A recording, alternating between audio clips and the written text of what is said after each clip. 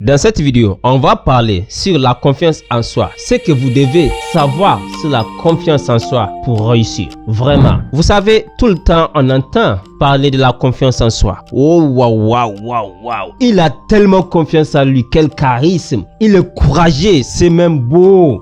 Il a vraiment confiance en lui. Je l'envie même quelque part. Oui, on entend parler de cela tout le temps. Il réussit. Il fait des choses grandioses parce qu'il a confiance en lui. Et on finit par...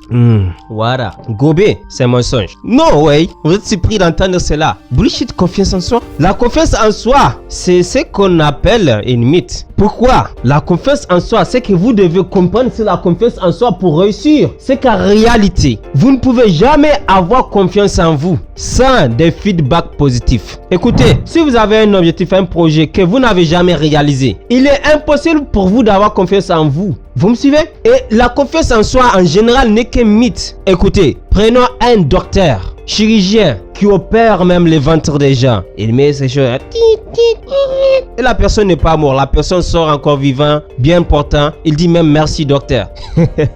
C'est incroyable. Il est confiant, c'est un docteur. Docteur. Ok, je suis d'accord. Il est confiant, c'est un docteur. Prenez ce même docteur, mettez-le au volant d'un avion. Non, c'est trop un avion. Mettez-le au volant même d'un simple hélicoptère. Et dites-lui qu'il va lui exploser le cerveau si il ne fait pas décoller l'hélicoptère. Le docteur est juste cadavre.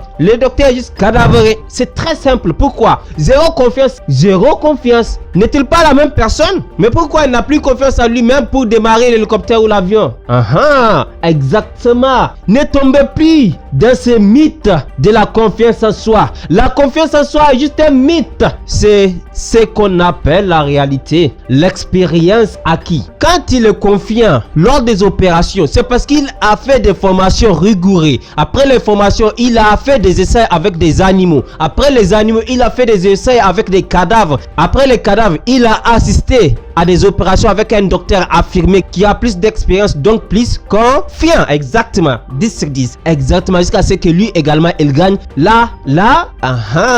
il gagne l'expérience qu'on appelle ici confiance en soi. Tu ne pourras jamais avoir confiance en toi tant que tu n'as pas l'expérience que tu peux le faire à la perfection. Et comment savoir que tu peux le faire à la perfection si tu n'agis pas à la base? Le docteur, pour qu'il arrive finalement à être un docteur chirurgien et de confiance, c'est qu'il a fait beaucoup d'actions. Premièrement, il a fait des études longues et difficiles. Deuxièmement, il a fait des stages. Il a opéré des animaux, des cadavres, assisté à des opérations réelles, etc.